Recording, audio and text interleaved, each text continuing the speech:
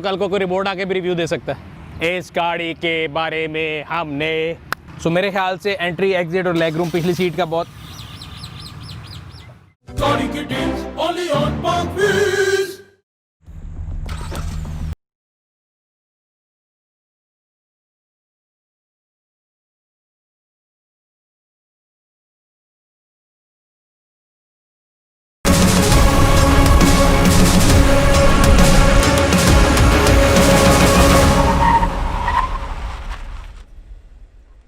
अस्सलाम वालेकुम park wheelers, मेरा नाम है सुनील मंज और park wheels expert review series के एक और एपिसोड से आपकी खिदमत में हाजिर हूँ। आज हम जिस गाड़ी का रिव्यू आपके लिए लेके आए हैं that is none other than Hyundai Tucson। Pakistan के अंदर Hyundai Tucson जो है उसके दो इनिशियली वेरिएंट जो उनमें मुतारिफ कराया गया है, अल्टीमेट जिसका आज हम रिव्यू कर रहे हैं, इसके अलावा GLS स्पोर्ट वो भी मुतारिफ कराया गया है। एक तीसरा वेरियंट जो है उसके बारे में भी हमें थोड़ी बहुत इन्फॉर्मेशन आई थी, बट अभी फॉर्मली वो लॉन्च नहीं हुआ। जिस तरह वो हमारे पास उसकी इन्फॉर्मेशन आएगी हम आपसे ज़रूर शेयर करेंगे।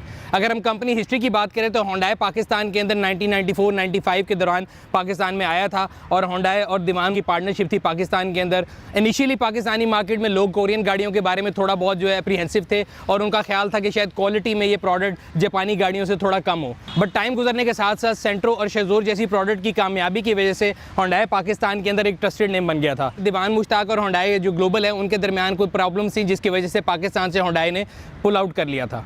2016 में पहली ऑटो पॉलिसी आने के बाद पाकिस्तान के अंदर Hyundai ने दोबारा कदम रखा। इस दफ़ा पाकिस्तान के अंदर उन्होंने जो पार्टनरशिप की है वो Hyundai निशात मोटर लिमिटेड से की गई है, जो कि मिलत ग्रुप, सोजेट्स और निशात पाकिस्तान का एक JV है। इस इन्फॉर्मेशन को बताने का बेसिक मकसद ये था कि अक्सर लोग ये सवाल पूछते हैं कि Hyundai पाकिस्तान से पहले भी पुल आउट कर गया था, अब ये आए हैं तो ये दोबारा तो नहीं चले जाएंगे। मेरे ख्याल से it's a very strong group and they're here to stay. Pakistan में Hyundai निशात मोटर लिमिटेड ने सबसे पहले जो इंपोर्टेड वेरिएंट्स जो है वो मंगाए थे, जिनमें सेंटा फे, आयोनिक और स्टारक्स शामिल हैं। लोकली प्रोड्यूस गाड़ियों की अगर हम बात करें तो कंज्यूमर सेगमेंट में तो इससे पहले कोई गाड़ी नहीं आई। येस, कमर्शियल सेगमेंट के अंदर पोर्टर H100 जो है, जो कि शेजोर की रिप्लेसमेंट आप समझ सकते हैं, वो उन्होंने पहले लॉन्च की थी पिछले साल।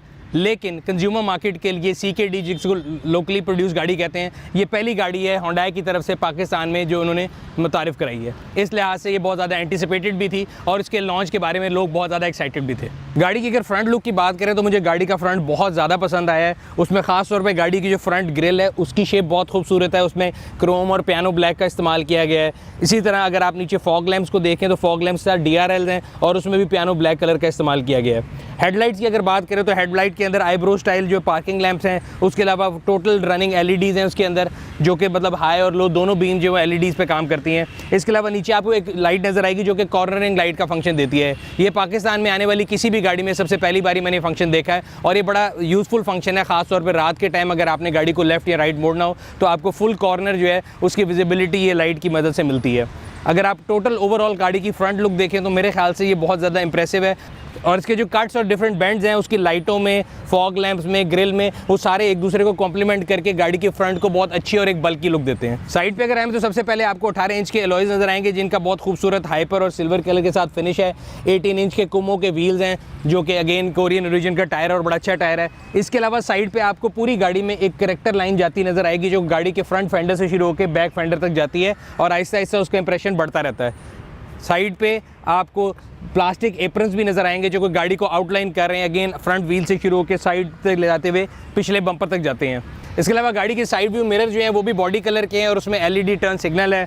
जो गाड़ी के डोर ओपनर्स हैं उनमें क्रोम का इस्तेमाल किया गया है। इसके अलावा छत के ऊपर आपको रूफ रेल मिलेंगे जो कि पियानो ब्लैक कलर में और बड़ा खूबसूरत लुक देते हैं गाड़ी को। गाड़ी की अगर हम रेयर एंड की बात करें तो रेयर एंड भी बहुत खूबसूरत है। पिछली टेल लाइट के अंदर LED लैंप्स मौजूद हैं। इसके अलावा आपको रूफ स्पॉइलर मिल जाएगा जिसके अंदर हाई माउंटेड ब्रेक लैंप है, पीछे जो वाइपर मौजूद है और गाड़ी की पूरी जो मैंने आपको बताया था बॉडी के ऊपर एक ब्लैक रंग की एप्रनिंग चल रही है जो कि पीछे से लेके आगे तक पूरी गाड़ी को एक कोहेसिव लुक देती है। इसके अलावा आपको गाड़ी के पीछे एज ट्रैक का लोगो मिलेगा जो कि top of the line ultimate जो मॉडल है उसमें है। एज ट्रैक बेसिकली स्टैंड करता है कि Hyundai का जो ट्रैक्शन कंट्रोल सिस्टम है वो आपको गाड़ी की ड्राइव में उसकी डिटेल ज़रूर बताऊँगा। अगर हम लगेज कैपेसिटी की बात करें तो गाड़ी के जो बूट है उसमें काफ़ी डिसेंट लगेज कैपेसिटी मौजूद है। मेरे ख्याल से स्पोर्टेज से थोड़ी ज़्यादा है। वैसे तो गाड़ी की डिग्गी के अंदर 2 बड़े सूटकेस बड़े आराम से आ सकते हैं, लेकिन आपको अगर ट्रैवलिंग करना है या ज़्यादा सामान लगना है तो आप अगली सीट को जो है फोल्ड करके अपनी जो लगेज कैपेसिटी उसको मज़ीद बढ़ा सकते हैं। सो डिग्गी के अंदर आपके सामने ये एक बूट सेपरेटर भी मौजूद है। इसके अलावा 12 वोल्ट का चार्जिंग डॉक है। डिग्गी के अंदर लाइट भी है, अगर आपको अपना सामान वगैरह रात के टाइम रखना है तो लाइट जो है बड़े इंपॉर्टेंट चीज़ है। इसके अलावा स्पेयर व्हील, गाड़ी की किट, और ये एक नेट दिया गया है जो कि आप सामान रखने के बाद उसको यहाँ पे हुक्स की मदद से लगा सकते हैं। इसके अलावा गाड़ी की डिग्गी के अंदर ऑटो बूट का फंक्शन मौजूद है। ये सिर्फ top of the line variant जो उसके अंदर मौजूद है, जो ऑल व्हील वाला है। अब हम गाड़ी के इंटीरियर की तरफ चलते हैं। गाड़ी में स्मार्ट एंट्री मौजूद है। सबसे पहले अगर हम गाड़ी के अंदर हेडरूम और लेग रूम की बात करें तो कंसिडरेबल हेडरूम है अगर आपने फ्रंट सीट पे बैठना है, और लेग रूम भी बहुत ज़्यादा है। अगली दोनों सीटें इलेक्ट्रिक हैं। इसके अलावा लंबर स्पोर्ट जो है वो आपको ड्राइवर सीट में मौजूद है। पैसेंजर सीट जो है वो भी इलेक्ट्रिक है। पिछली सीट में जहाँ तक एंट्री एग्जिट का सवाल है तो पिछली सीट में भी एंट्री और एग्जिट कोई प्रॉब्लम नहीं है। कंसिडरेबल हेडरूम मौजूद है। लेग रूम देखें, अभी अगली सीट को फुल पीछे किया हुआ है, फिर भी काफ़ी कंसिडरेबल लेग रूम मौजूद है। इसके अलावा पिछली सीट को जो है आप अपना कंफर्ट के लिहाज से एडजस्ट भी कर सकते हैं। सो इसका जो टिल्ट है वो एडजस्टेबल है, आप अपनी मर्ज़ी से इसको एडजस्ट कर सकते हैं। जहाँ तक पिछली सीट पे सीटिंग कैपेसिटी का ताल्लुक है तो मेरे ख्याल से इसमें 2 एडल्ट्स बड़े आराम से बैठ सकते हैं लॉन्गर जर्नी के लिए। वैसे तो यहाँ पे 3 हेडरेस्ट दिए हुए हैं, लेकिन जो पिछली सीट की सेंटर पोजीशन है वो शहर में तो मेरा ख्याल है तीसरा बंदा यहाँ पे बैठ जाएगा, लेकिन लॉन्गर जर्नी पे जो है वो प्रॉब्लमेटिक हो सकता है। पिछली सीट पे तीनों पैसेंजर के लिए सीट बेल्ट मौजूद हैं। इसके अलावा पिछली सीट पे चाइल्ड एसोफेक्स एंकर्स जो हैं वो भी मौजूद हैं। अगर आपने चाइल्ड सीट लगाना हो तो उसको आप सेफ्टी के साथ अपनी गाड़ी की सीट पे फिक्स कर सकते हैं। गाड़ी के जहाँ तक इंटीरियर का सवाल है तो गाड़ी का इंटीरियर और एक्सटीरियर दोनों बिल्कुल एक दूसरे को कॉम्प्लीमेंट करते हैं। मुझे याद है मैंने स्पोर्टेज के रिव्यू में आपसे ये बात की थी कि गाड़ी का जो एक्सटीरियर है वो जो है बड़ा नया है, बट इंटीरियर जो है वो एक पुरानी जनरेशन का लगता है बिकॉज वो बड़ा फ्लैट सा था। जबकि 200 का जो इंटीरियर है मुझे बहुत पसंद आया, खासतौर पर इसमें बहुत ज़्यादा कर्व्स हैं। इसमें आपको स्टिच लेदर जो है वो उसकी स्टिचिंग नज़र आएगी। अगर गाड़ी की डैशबोर्ड की बिल्ड क्वालिटी की बात करें, जो अपर पोर्शन है ये थोड़ा प्लास्टिक या हल्का प्लास्टिक लगता है as compare to the lower portion, जो कि यहाँ पे बहुत आपको ना एक लुक मिलती है कि शायद लेदर का और हैवी मटेरियल का इस्तेमाल किया गया है। ओवरऑल बिल्ड क्वालिटी बहुत अच्छी है और कहीं कोई गैप्स या एनॉर्मलीज नहीं मुझे नजर आई। बाकी डैशबोर्ड के अंदर आपको जहाँ पे एसी की जाली हैं उन तमाम के साइड पे एक सिल्वर जो है वो नज़र आएगा, बेशक वो पैसेंजर साइड पे हो, ड्राइवर साइड पे हो या सेंटर कंसोल में हो। और जिस तरह मैंने आपको गाड़ी के एक्सटीरियर में बताया कि सिल्वर और ब्लैक का जो है कम्बिनेशन उसके साथ डिज़ाइन फिलॉसफी में खेला गया है, इस तरह इंटीरियर में भी ये सिल्वर और ये पियानो ब्लैक कलर जो है इसके इम्तजाज को इस्तेमाल किया गया है। अगर हम इंटीरियर की ऑप्शंस की बात करें तो इंटीरियर में छोटी छोटी चीज़ों का बहुत ख्याल रखा गया है, जो कि मैं आपको साथ साथ एक्सप्लेन कर दूंगा। दरवाजे में एंट्रेंस के साथ आप देखते हैं तो आपको एम्बोस 200 का एक लोगो मिलता है। आप गाड़ी के जब स्टीयरिंग व्हील पे बैठते हैं तो सबसे पहले जो आपको स्टीयरिंग की ग्रिप है वो बड़ी अच्छी है। गाड़ी की सीट बहुत वेलकमिंग है। सीट का जो लेदर है खास तौर पे उसकी जो कुशनिंग है वो बहुत अच्छी है, तो जब आप गाड़ी में बैठते हैं तो यू फील वेलकम्ड। अगर हम स्टीयरिंग व्हील की बात करें तो स्टीयरिंग व्हील जो है वो टेलीस्कोपिक है बट मैनुअल है। उसको आप आगे पीछे ऊपर नीचे अपनी मर्जी से एडजस्ट कर सकते हैं। पुश स्टार्ट बटन दिया गया आपको डैशबोर्ड के अंदर ही, so with push of button you can start the car. Starting के ऊपर आपको एक वेलकम जो सिस्टम चेक लोगो आता है और सारी चीज़ें आती हैं इन्फॉर्मेशन आपकी। सो अगर MID की बात करें तो इसका जो साइज़ है मेरे ख्याल से वो स्पोर्टेज से बड़ा है और ये कलरफुल है। बाकी जो तमाम नेसेसरी इन्फॉर्मेशन है, जिस तरह आपका कितना डिस्टेंस ट्रैवल हुआ है, फ्यूल एवरेज कितनी है, कितने टाइम में आपने वो ट्रैवल किया है वो बताती है। फिर आप इसको टोटली जितना ओवरऑल एक्यूमुलेटेड है वो भी बता सकती है। इंस्टेंट फ्यूल इकॉनमी बता रही है। आप डिजिटल स्पीडोमीटर ले सकते हैं।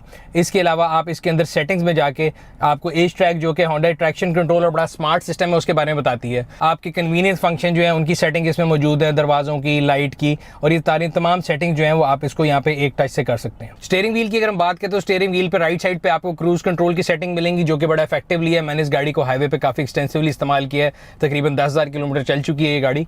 तो इसका जो क्रूज कंट्रोल है बड़ा इफेक्टिव है और लोगों का अक्सर सवाल होता है बिकॉज जापानी गाड़ियों का क्रूज 110 से ऊपर नहीं लगता, बट इसका क्रूज जो है आप किसी भी स्पीड के ऊपर लगा सकते हैं। सिमिलरली अगर आप लेफ्ट साइड पे आ जाएं तो आपके पास वॉइस कमांड है, आप यहाँ से फ़ोन जो है अपना यूज़ कर सकते हैं। सो आप स्टीयरिंग व्हील की मदद से ही जो इसके मोड भी चेंज कर सकते हैं इंफोटेनमेंट सिस्टम के, आपको उसके ऊपर जाने की जरूरत नहीं है। So with the touch of button you can control all the infotainment system. Infotainment system का जहाँ तक ताल्लुक है, इसमें 10.1 इंच फ्लोटिंग इंफोटेनमेंट दिया गया है जिसको हुंडई जो है काफ़ी ज़्यादा एडवर्टाइज कर रही है और उनका मेरा ख्याल है उनकी रिसर्च के मुताबिक पाकिस्तानी मार्केट में जो है लोगों को ये बहुत ज़्यादा पसंद आती है। अगर मेरी पर्सनल चॉइस की बात करें तो मुझे ये थोड़ा बहुत हिंड्रेंस लगती है कि गाड़ी चलाते हुए इतनी बड़ी स्क्रीन मौजूद है, but again from a consumer point of view मैंने जिन भी लोगों से बात की है जो कंज्यूमर इस गाड़ी को देख रहे हैं उनको ये चीज़ बहुत पसंद आई है। बाकी इसके अंदर फ़ोन कनेक्टिविटी बड़ी एफिशिएंट है। आप इसके अंदर अपनी नेविगेशन जो है प्री लोडेड साइजिक मैप जो है वो भी दिए गए हैं, आप उसका भी इस्तेमाल कर सकते हैं। एंड्रॉयड यूनिट है। एक चीज़ जो मुझे इसमें गलत लगती है या बुरी लगती है, मैं हमेशा क्रिटिसाइज़ करता आया हूँ और मैं करता रहूँगा कि ये जो इसके अंदर आप अगर देखें तो एक वीडियो का टैब मौजूद है जो कि आप एक टच की मदद से वीडियोस चला सकते हैं, जो कि मेरे ख्याल से एक बड़ी डेंजरस चीज़ है। अगर आप गाड़ी चला रहे हैं तो गाड़ी चलाते हुए मेरे ख्याल से ये बड़ा डिस्ट्रैक्टिव है और ये ऑप्शन जो है डीएक्टिवेट होनी चाहिए और ये अवेलेबल नहीं होनी चाहिए। सो गाड़ी के फ्रंट दरवाजों के अंदर ट्विटर और स्पीकर मौजूद हैं, जबकि पिछले दरवाजों के अंदर भी स्पीकर मौजूद हैं, और ओवरऑल जो साउंड की क्वालिटी है वो बहुत अच्छी है। जहाँ तक गाड़ी के एसी का सवाल है, गाड़ी के अंदर डुअल जोन क्लाइमेट कंट्रोल मौजूद है जो कि डिजिटल है। दोनों पैसेंजर अपनी मर्जी का जो है टेम्परेचर भी सेट कर सकते हैं या उसको सिंक भी कर सकते हैं। एसी की अगर हम परफॉर्मेंस की बात करें तो वो भी बहुत अच्छी है, बिकॉज मैंने इसको लॉन्ग पे, गर्मियों में, सहरा पे, हाईवे पे, हर जगह गाड़ी को चला के देखा, उसकी परफॉर्मेंस बहुत अच्छी है। इसके अलावा पिछली सीट के पैसेंजर्स के लिए पीछे सेंटर में जो एसी के कंट्रोल जाली मौजूद है। इसके अलावा इस गाड़ी के अंदर जो एक चीज़ एडिशनल है जो स्पोर्टेज में नहीं आती, आप इसका जो कंसोल बॉक्स है जिसको डैशबोर्ड बोलते हैं, इसके अंदर भी एसी के जो है हवा जो है उससे आप इसको कूल बॉक्स बना सकते हैं। ये नहीं है कि आप इसमें कोई बहुत ज़्यादा चीज़ें ठंडी कर सकते हैं, बट अगर आप कोई ठंडी चीज़ रखें तो उसका टेम्परेचर मेंटेन कर सकती है। अगर हम गाड़ी के सेंटर कंसोल की बात करें तो उसके अंदर आपको सबसे पहले यहाँ पे 12 वोल्ट का चार्जर मिलेगा। उसके अलावा ऑक्सिलरी, USB, सिगरेट लाइटर। सो उसके नीचे अगर आप आ जाएँ तो 6 स्पीड ट्रिप्टोनिक गियर शिफ्ट जो है उसकी गियर नॉब आपको मिल जाती है। उसके अलावा यहाँ पे आपको पार्किंग ब्रेक है इलेक्ट्रॉनिक, उसका बटन है, ऑटो होल्ड का बटन है, then you have down hill assist का बटन मौजूद है। इसके अलावा एक और बटन आपको यहाँ पे नजर आएगा ड्राइव मोड का, जिससे आप गाड़ी के 3 ड्राइव मोड के अंदर नेविगेट कर सकते हैं, जिसमें स्पोर्ट्स, कंफर्ट और इको 3 मोड शामिल है। इसके अलावा यहाँ पे साइड पे आपके पास कप होल्डर है, यहाँ पे आप अपने कॉफ़ी कप या चाय के कप रख सकते हैं। सबसे इंपॉर्टेंट ऑप्शन जो मुझे सबसे ज़्यादा पसंद आई है वो आप यहाँ पे अपने फ़ोन को रख के, वायरलेस चार्जर गाड़ी में मौजूद है, और यहाँ पे ये लाइट आपको इंडिकेट कर देगी कि आपका फ़ोन चार्ज हो रहा है। ये मेरे ख्याल से बहुत प्रैक्टिकल ऑप्शन है। आजकल के ज़माने में आप अपनी चार्जिंग केबल जो हैं उनको संभालते फिरें, उससे बेहतर ये कि आपको बड़ा एक कन्वीनियंस फंक्शन दिया गया है। और इसके साथ साथ एक और फंक्शन भी है कि अगर आप अपनी गाड़ी में भूल जाते हैं इस फ़ोन को और आप एक्सीडेंटली गाड़ी से बाहर निकल रहे हैं तो गाड़ी का जो इन्फॉर्मेशन डिस्प्ले है MID वो आपको बता देगा और आपको याद दहानी कराएगा कि आप गाड़ी में फ़ोन भूल गए हैं। डैशबोर्ड पे राइट साइड पे अगर हम बात करें तो आपको यहाँ पे डिफरेंट बटन मिलेंगे, जिनमें सबसे पहला बटन जो है वो आपका MID के जो उसकी लाइट को हाई और लो करने का है। उसके साथ आपको ट्रैक्शन का बटन मिलेगा, जिसके बटन की मदद से आप ट्रैक्शन ऑफ या ऑन कर सकते हैं गाड़ी की। देन एक आपको डिफ लॉक का बटन नज़र आएगा, अगर आपने गाड़ी का कहीं फंस जाती है किसी जगह रेत में या ऐसे ट्रेन में कच्ची जगह पे, तो आप इसका डिफ लॉक जो एंगेज करके गाड़ी को बाहर निकाल सकते हैं। इसके साथ आपको जो है इसका ऑटो बूट का बटन है, इसको आप बटन दबा के गाड़ी की डिग्गी को एक बटन की मदद से खोल भी सकते हैं और बंद भी कर सकते हैं। गाड़ी के चारों विंडोज़ जो है वो पावर विंडोज़ हैं, विद एन एक्सेप्शन जो आपका ड्राइविंग साइड की विंडो है उसमें ऑटो फंक्शन दिया गया है विद सेंसर, जो कि आपका हाथ उसमें नहीं आ सकता, सेफ्टी उसमें लगी हुई है। गाड़ी के इंटीरियर में छोटी छोटी चीज़ों की डिटेल के ऊपर बड़ा गौर किया गया, जो कि मेरे ख्याल से बड़ी खुशाइन बात है। सो अगर आप इसमें देखें सनवाइजर के अंदर, एक तो ड्राइवर साइड पे और पैसेंजर साइड पे दोनों में आपको वैनिटी मिरर विद लाइट दिया गया है, जो कि यूजुअली हमेशा ड्राइवर साइड पे नहीं होता। और सनवाइजर के अंदर एक और चीज़ बड़ी अच्छी है कि अगर धूप ज़्यादा है तो अक्सर होता ये कि सनवाइजर आपका जो है ना पूरी धूप को रोक नहीं रहा होता। इसमें इन्होंने एक्सटेंशन दे दी हैं जिसको खोल के आप धूप को मुकम्मल ब्लॉक कर सकते हैं। सो मेरे ख्याल से बड़ी अच्छी ऑप्शन है ये। हेडरेस्ट जो है उसको आपको मैनुअली 3 पोजीशन दी गई हैं, अब इसको आगे मज़ीद आगे कर सकते हैं। सो इसमें 3 पोजीशन दी गई हैं और चौथे पे ये वापस आ जाती है। इसके अलावा रूफ में सेंटर कंसोल में आपको सन ग्लासेस होल्डर दिया गया है, और उसके साथ ही आपको पैनोरामिक सनरूफ का कंट्रोल है, जो कि मेरे ख्याल से इस गाड़ी का सबसे बड़ा USP है, इसका भी और स्पोर्टेज का भी पाकिस्तान में। और काफ़ी बड़ी गाड़ी की जो पैनोरामिक सनरूफ है वो खुल जाती है।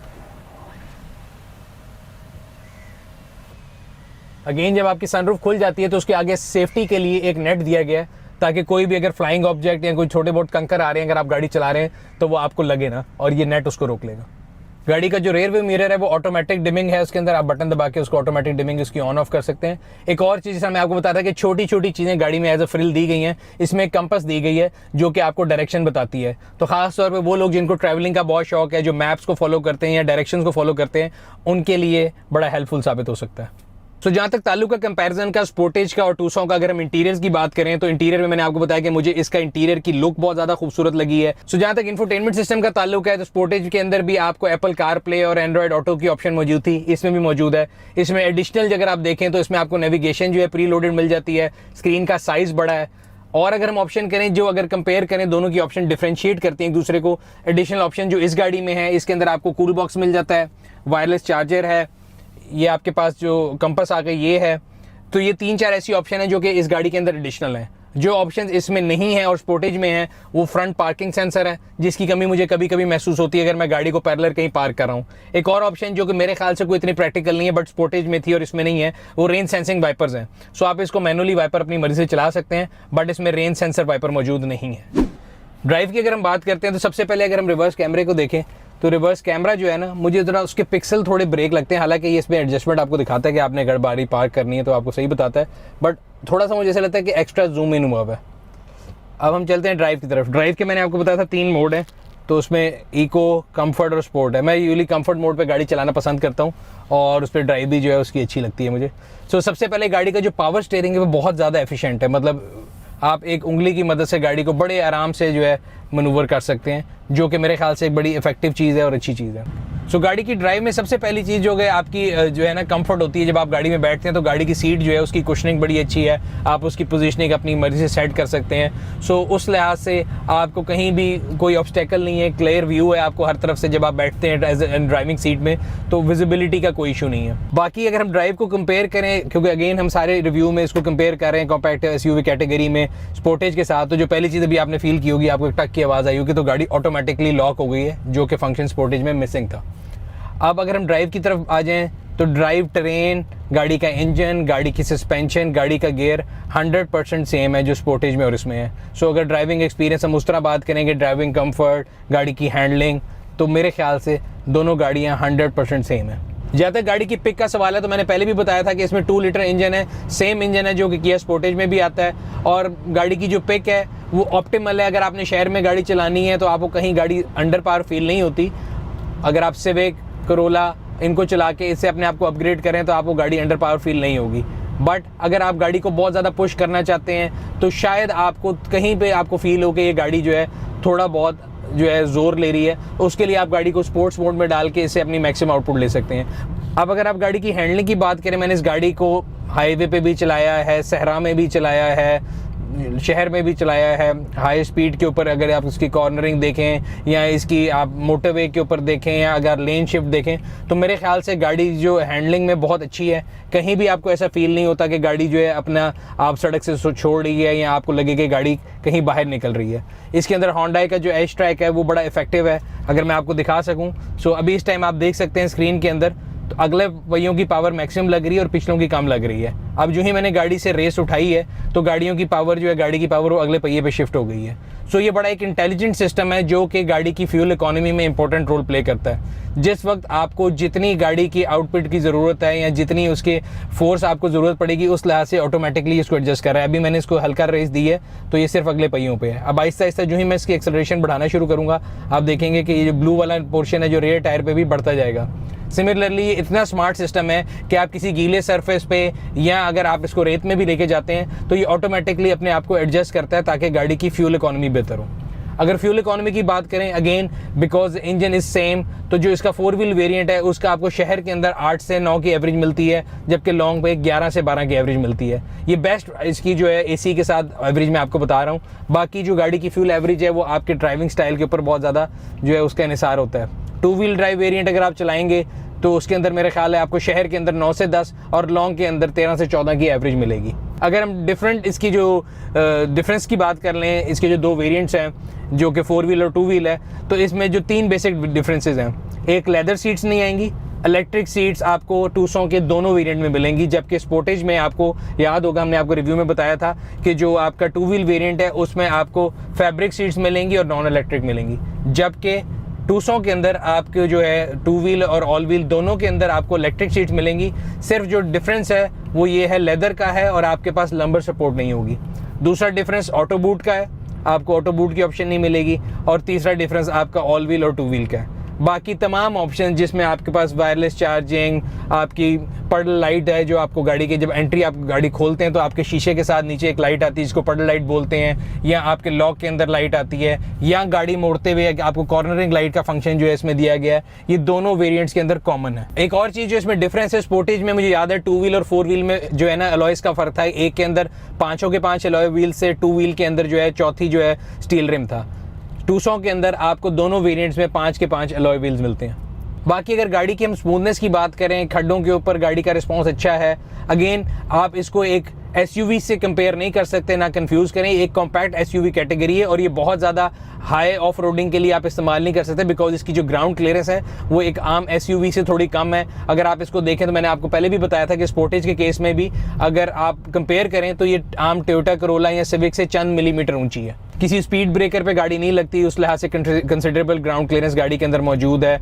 स्मूथ है गाड़ी की सस्पेंशन, गाड़ी के टायर जो है उसमें मैंने आपको बताया था कुम्मो के टायर हैं, तो जो गाड़ी को ओवरऑल ड्राइव कंफर्ट मिलता है वो बहुत अच्छा है। अगर गाड़ी की ब्रेक्स की बात करें तो अगेन मेरा थोड़ा सा जो है ना जो एक्सपीरियंस है वो इतना मुझे लगता है कि इससे बेहतर हो सकती थी। स्पोर्टेज के केस में मैंने आपको ये बताया था कि मुझे लगता है कि इसकी ब्रेकिंग जो है वो थोड़ी सब ऑप्टिमल है और आपको अगर कभी इमरजेंसी ब्रेक लगानी पड़े तो आप उसको बहुत ज़्यादा पुश करना पड़ता है।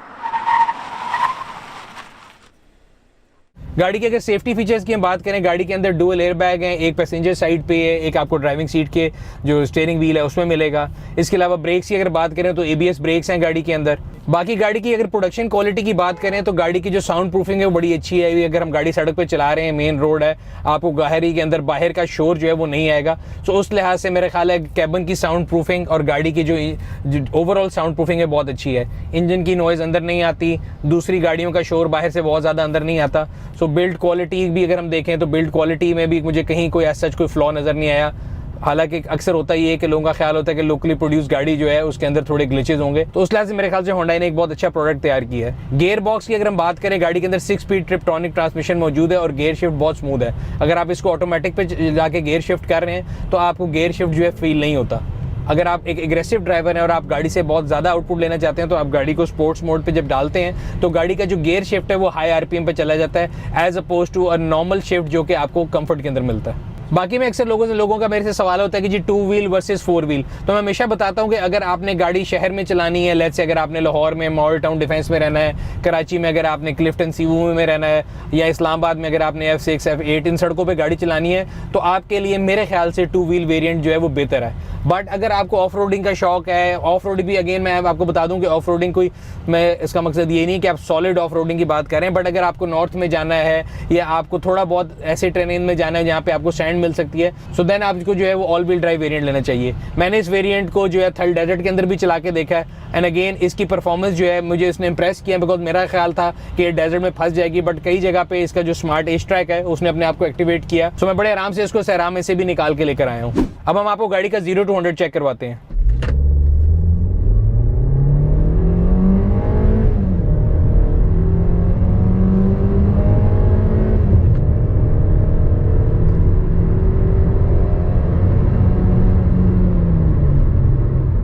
इनिशियल रिस्पांस गाड़ी का बहुत अच्छा है कंज्यूमर की पॉइंट ऑफ व्यू से, कि लोगों ने इस गाड़ी को बड़ी अच्छी तरह से एक्सेप्ट किया है और बहुत ज़्यादा गाड़ी की बुकिंग भी हो रही है। और इनफैक्ट लोगों का एक शायद परेशानी का सामना इस बात के ऊपर है लोगों को कि इसकी जो लीड टाइम है वो बहुत ज़्यादा है।